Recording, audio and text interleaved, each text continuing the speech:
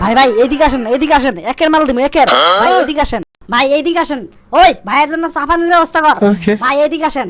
আরে আরে কি মুসিবতে পড়লাম, তোরা কি টানাটানি করে আমার হাত পা ছিঁড়া ফেলাইবি? তোদের কাছে আসলে নিজের খুব সম্মানীয় লোক মনে হয়। তোদের কাছে আসলে যে সম্মান পাই, এই সম্মান যদি সব জায়গায় পাইতাম এতদিন এমপি নির্বাচন করতাম।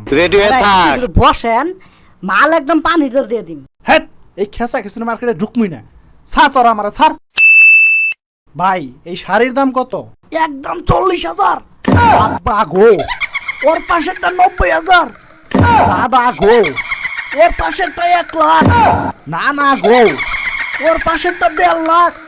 ওই গো, আইছে 1,000 টাকা শাড়ি 1.5 লাখ টাকা। টাকা কি বলদের পুটকি দিয়ে আসে মিয়া? লাভ নাই, বিয়ে শাদী করো নাই তুমি। শাড়ির দাম তুমি কি বুঝবা? হ্যালো আন্টি, মাইয়ার বিয়ে কিন্তু দামি শাড়ি ছাড়া দিয়েন না। দূর মিয়া, বিয়াই করতাম না। ওর থেকে বাড়িতে যাই ইউটিউবে মুভি দেখি কা। ওরে বাপুরে, টুষ্টু মেরা টুষ্টু, ইউটিউবের কথা আর কয়ও না। ইউটিউবে থাম্বনেল থাকে একটা, ভিতরে থাকে আরেকটা। আজকে 1 মাস থেকে একটা মুভি সার্চ করতেছি।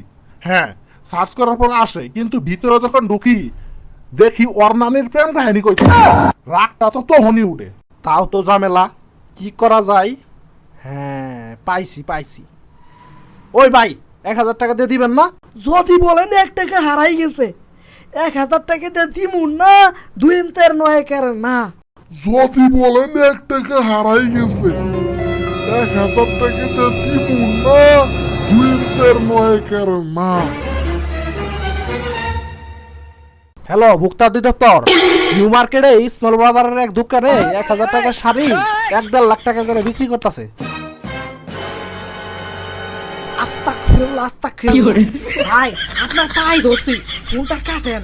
ভাই আপনার টাকা দিয়ে লাগবো না, এমনিতেই নিয়ে যান, তাও ফোনটা কাটেন।